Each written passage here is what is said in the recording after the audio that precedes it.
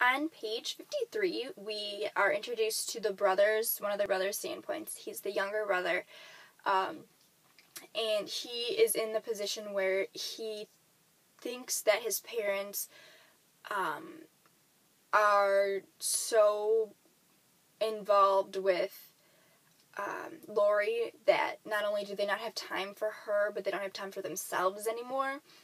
And he believes that they put Lori in this hospital, in this institute, just to put her in the corner. Because if she's not acknowledged, then her problem is not real.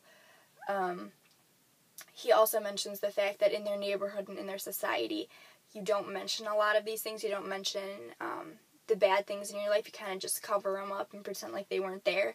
So Lori being in the hospital was one of those things where if she was out of sight, she was out of mind, and her mental illness wasn't an issue for them anymore.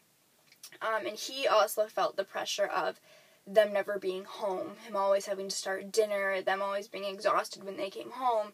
And he assumed that that his mother was working late when he was going to see Lori, and no one ever really filled him in on what was going on. They never really explained what happened to Lori. I think that he knew that she tried to commit suicide, but he didn't know why. He didn't know she was hearing voices. He didn't know she was sick. So he really didn't understand where his parents were coming from and where their struggles were coming from. And he felt alone in that. And he always looked up to being Lori, having this glorified life that Lori had in college and in high school, and having that ideal life. And he struggled with the thought that if he wanted so badly to be Lori, and eventually that he would be a Lori, like Lori, but still himself, that he would develop this mental illness, and he would develop these struggles and this depression.